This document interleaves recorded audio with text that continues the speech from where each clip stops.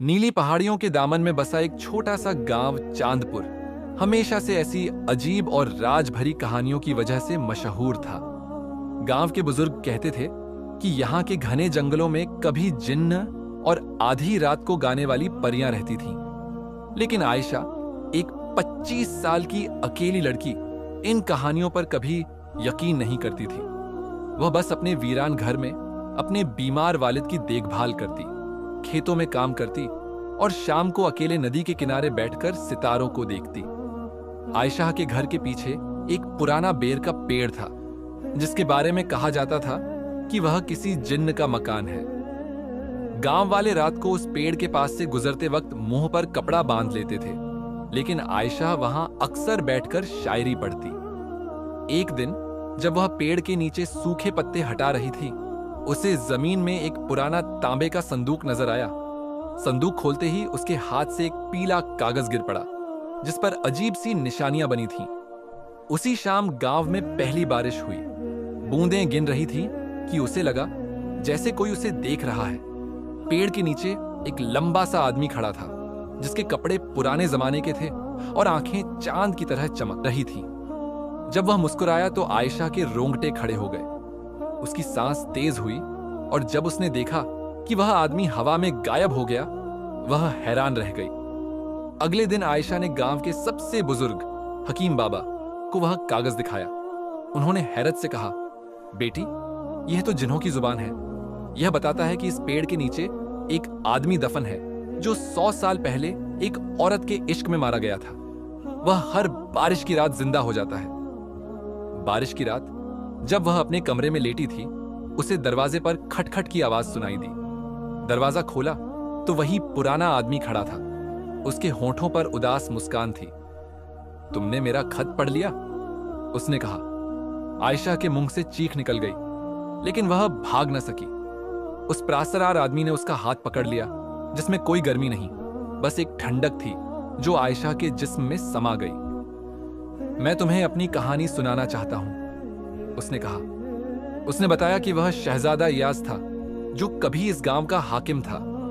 उसे एक देहाती लड़की से मोहब्बत हो गई थी, लेकिन उसके खानदान वालों ने उसे जहर देकर मार डाला था। उसकी रूह को बेर के पेड़ के नीचे दफन किया गया था और हर बारिश उसकी रूह को थोड़ी देर के लिए जिंदा कर देती है। शहजादे ने उसके बालों में हाथ फेरते हुए कहा, क्योंकि तुम बिल्कुल उस जैसी हो जिससे मैं मोहब्बत करता था। उसी लम्हे बारिश रुक गई और शहजादा धुंधलाकर गायब हो गया। बस उसकी आखिरी बात हवा में गूंजी, अगली बारिश तक। अगले दिन आयशा ने फैसला किया कि वह शहजादा इयाज के बारे में और जानेगी। हकीम बाबा ने बताया कि गांव से दूर एक पुराना ममनुआ कब्रिस्तान है, जहां पुराने हाकिमों को दफन किया गया था। कहते हैं कि वहां रात को अजीब रोशनी दिखती है। चांदनी रात में अकेले कब्रिस्तान की ओर चल पड़ी। जब वह टूटी दीवार पार करके अंदर दाखिल हुई तो उसने देखा कि एक कब्र पर ताजे फूल रखे हैं। पास जाकर देखा तो उस पर लिखा था, शहजादा इयाज इश्क में मारा गया। अचानक उससे पीछे से पत्तों की सरसराहट सुनाई दी। मुड़कर देखा तो वही प्रासरार आदमी खड़ा था। तुम यहां क्यों आई? उसने पूछा। आयशा ने जवाब दिया, मैं तुम्हारी कहानी पूरी जानना चाहती हूं। शहजादे ने बताया कि उसकी महबूबा का नाम नूरजहां थी, एक गरीब किसान की बेटी। जब उसने नूरजहां से शादी का इरादा जाहिर किया तो उसके वजीरों ने साजिश करके नूरजहां को जहर दे दिया। गम में शहजादे ने भी खुदकुशी कर ली। आयशा की आंखों में आंसू आ गए। लेकिन तुम अब भी यहां क्यों हो? शहजादे ने एक पुराना हार निकाला, जो बिल्कुल आयशा के गले में मौजूद हार जैसा था। क्योंकि तुम नूरजहां हो, तुम्हारी रूह वापस आई है। जब आयशा गांव लौटकर नूरजहां के बारे में पूछा तो एक बुजुर्ग ने बताया कि 100 साल पहले वाकई एक लड़की इस नाम से यहां रहती थी, जो प्रासरार तरीके से मर गई थी। उसकी कब्र भी ममनुआ कब्रिस्तान में थी। आयशा ने नूरजहां की कब्र ढूंढ निकाली।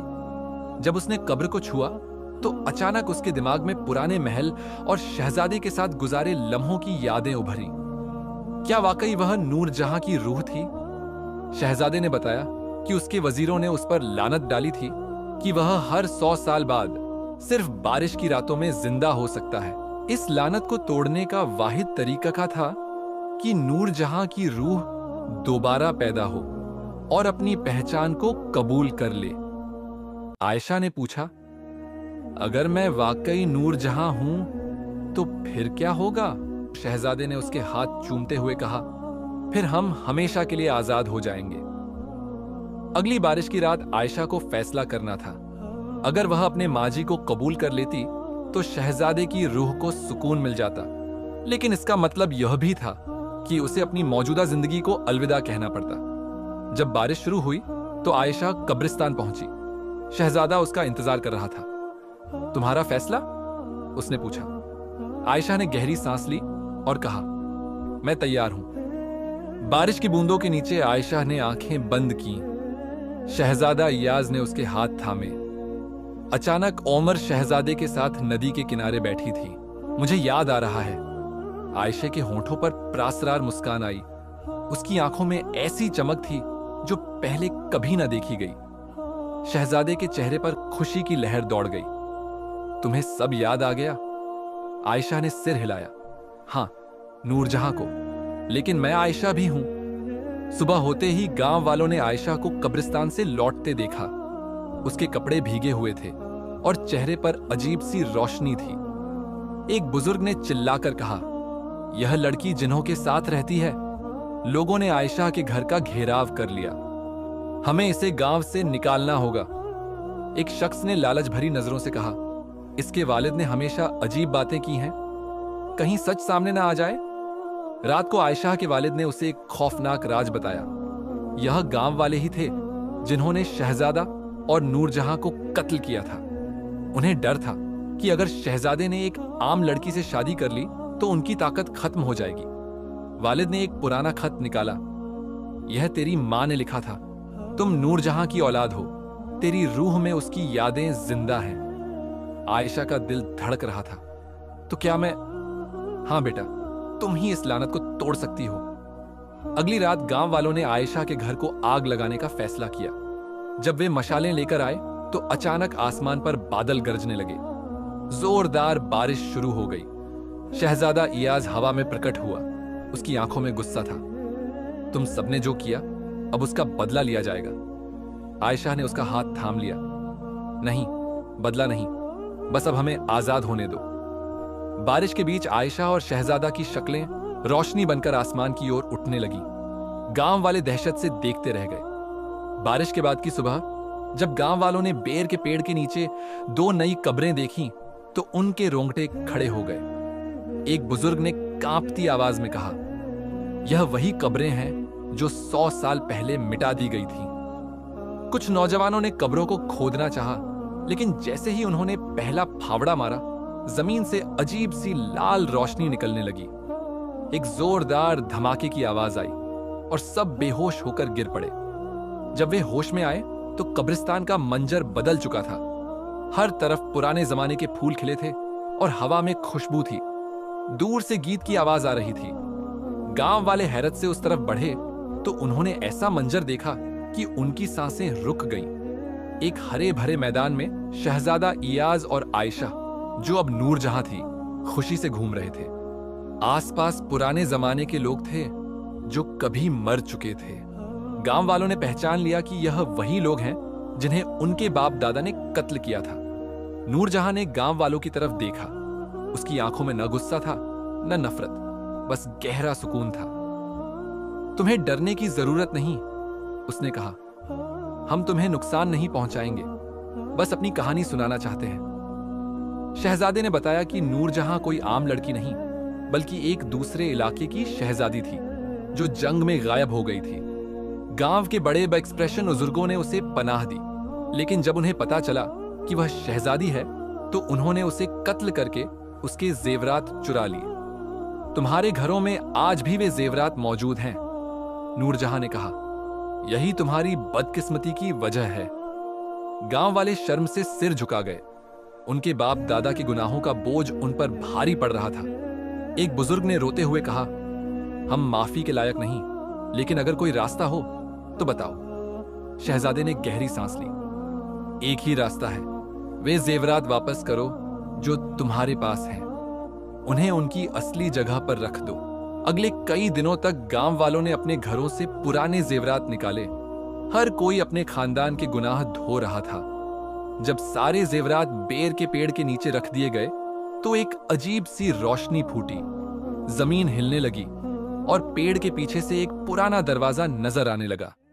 नूरजहां ने मुस्कुराते हुए कहा, यही वह जगह है जहां से हमारा ताल्लुक है।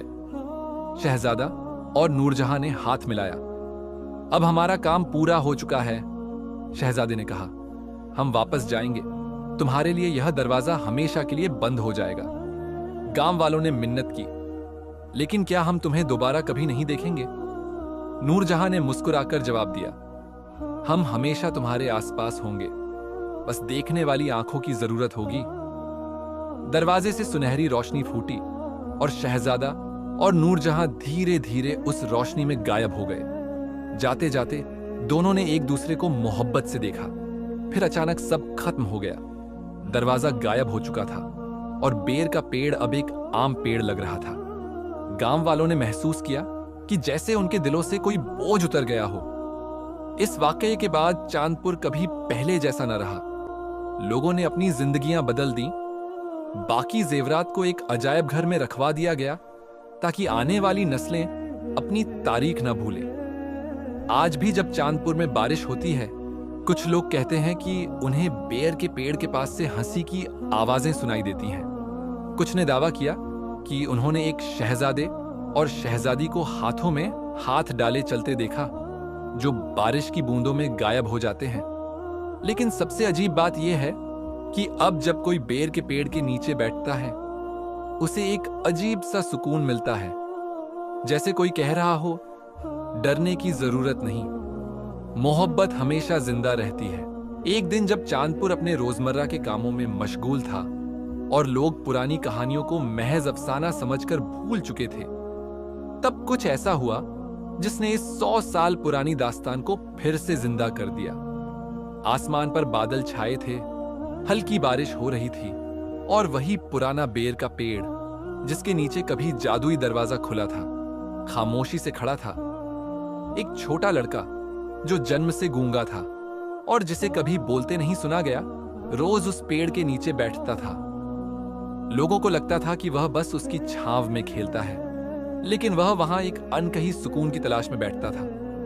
उस दिन जब बारिश की कुछ बूंदें उसके चेहरे पर गिरीं, उसने आंखें बंद की और अचानक अपनी मां की ओर मुड़कर जोर से बोला, मां।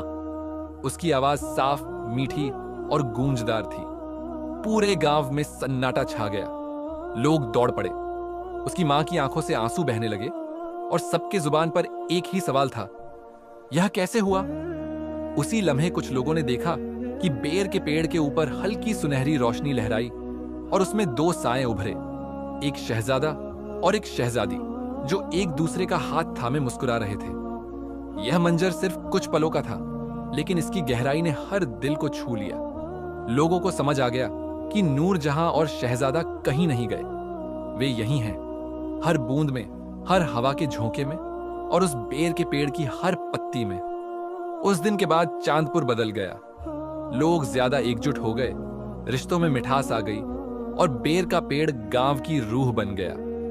आज भी जब कोई उस पेड़ के नीचे बैठता है, उसे लगता है जैसे कोई अनदेखा हाथ उसके कंधे पर रखकर कह रहा हो, डर मत, मोहब्बत कभी नहीं मरती, वह बस नजरों से ओझल होती है, लेकिन दिलों में हमेशा जिंदा रहती है।